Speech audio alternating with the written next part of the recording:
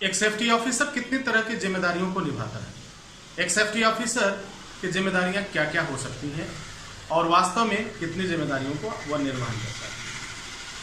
अक्सर ये सामने आता है कि एक सेफ्टी ऑफिसर को जो जिम्मेदारी दी गई कंपनी के कुछ कामों को के लिए, क्या वास्तव में इतनी ही जिम्मेदारी एक सेफ्टी ऑफिसर की होती है?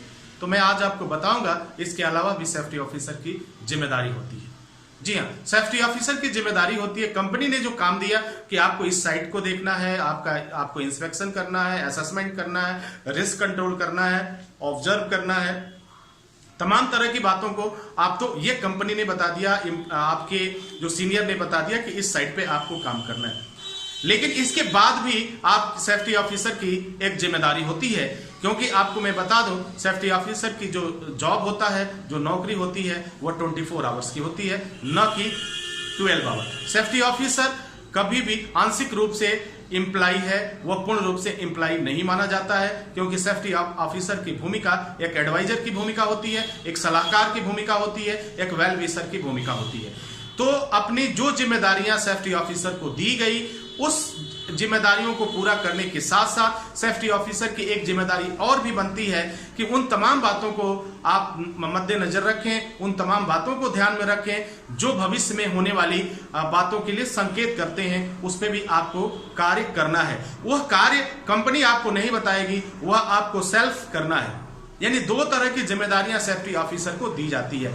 अक्सर इंटरव्यू में अगर क्वेश्चन पूछा जाता है कि एक सेफ्टी ऑफिसर की रिस्पॉन्सिबिलिटीज क्या होती है, तो सभी लोग क्या बताते हैं, वो जो 8-10 उनकी रिस्पॉन्सिबिलिटीज है वो साइट की जिम्मेदारियों को बता देते हैं। लेकिन जो इंटरव्यू लेने वाला है वो ये सुनना चाहता है कि क्या आप इस बात को कहते हैं कि कंपनी के द्वारा जो भी जिम्मेदारी दी जाती है, सेफ्टी ऑफिसर जो उसके लिए निर्धारित की गई है वो काम तो करता ही करता है, इसके अलावा भी एक जिम्मेदारी होता है जो एम्प्लॉयर या कंपनी उसे नहीं बताती है, ना ही उसको रिटर्न लिख के देती है, लेकिन एक सेफ्टी ऑफिसर को वह कार्य करना पड़ता है। जैसे एग्जांपल के तौर पे मैं मालूम कि आज तो मुझे बता दिया गया कि आज में कन्फाइंड स्पेस का काम चल रहा है, चलो कन्फाइंड स्पेस का आप काम करेंगे, ठीक है। इससे रिगार्डिंग, इससे रिलेटेड जो भी आपको प्रिकॉशन है, जो भी चीजें हैं आप फॉलो कर रहे हैं, आप जो रिटेन है, आप चेकलिस्ट देख रहे हैं, इंस्पेक्शन कर रहे हैं, असेसमेंट कर रहे हैं, तमाम तरह के परमिट फॉलो कर रहे हैं, हर एक चीज को फॉलो कर रहे हैं। लेकिन एक बात और आती है सामने, इसके अलावा भी आपको सोचना है कि इसके बाद जो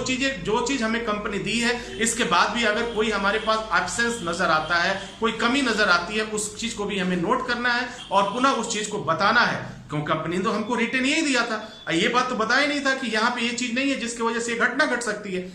तो उस बात को भी बताना है, उसकी रिपोर्ट बना करके हम उसको आगाह करते हैं, बताते हैं, इन्फॉर्म करते हैं कि सर यहाँ पे आपने जो बनाया वो तो सही है, लेकिन इसके अलावा भी ये सिचुएशंस भी बना हुआ है, इससे एक बड़ी दुर्घटना हो सकती है, बड़ी कैजुअलिटी हो सकती है, या हम वायलेंस में फंस सकते हैं, एक बड़े विवाद में, कोर्ट केसेस में फंस सकते हैं। तो ये बात एम्प्लॉयर को बतानी होती है या अपने सीनियर को बतानी होती है, उनको कम्युनिकेट करना होता है कि सर ये भी जरूरी है। अगर हम ऐसा करते हैं तो यह भी जरूरी है। अगर हम इस चीज को नजरअंदाज करेंगे तो निश्चित रूप से आज नहीं तो कल इस समस्या का हमको सामना करना पड़ेगा।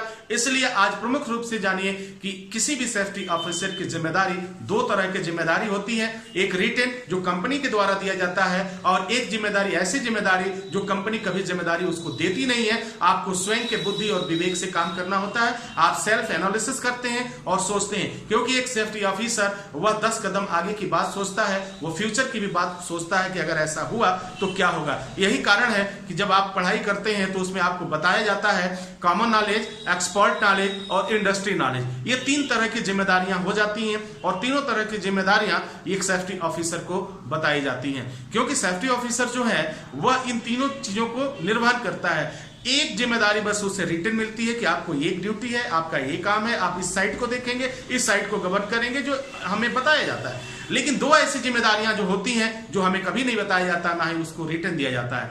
अब ये प्रश्न उठता है कि अगर रिटर्न मुझे नहीं बताया गया तो क्या हम उसके लिए जिम्मेदार हैं? डेफिनेटली आप जिम्मेदार हैं, क्योंकि स्पष्ट है, क्योंकि एडवाइजर की भूमिका आपकी है, एक सलाहकार की भूमिका है, और सलाहकार केवल रिटर्न बात पे ही भरोसा नहीं करता है, वो आगे की भी सोचता है। क्योंकि जब आप आगे की बात सोचेंगे तभी आप हमारे कंपनी के लिए आप बेहतर साबित हो पाएंगे, हमारे कर्मचारियों के लिए बेहतर साबित हो पाएंगे, तो आपका जब भी ये प्रश्न हो कि सेफ्टी ऑफिसर की कितनी जिम्मेदारियां होती हैं, तो आप वो बताइए कि प्रमुख रूप से अगर देखा जाए तो सेफ्टी ऑफिसर को दो तरह की जिम्मेदारियां होती हैं। एक वह जिम्मेदारी जो लिखित मिलती है, एक वह जिम्मेदारी जो लिखित नहीं मिलती है। लेकिन इन दोनों जिम्मेदारियों के लिए एक सेफ्टी ऑफिसर रिस्पॉन्सिबल होता है, जिम्मेदार होता है। डियर स्टूडेंट, उम्मीद है कि यह जानकारी आपको काफी फायदेमंद होगी। इसी के साथ ही आपसे इजाजत चाहेंगे। नेक्स्ट वीडियो में हम हाजिर होते हैं, तब तक के लिए wish you all the best. Thank you for watching, thank you for learning.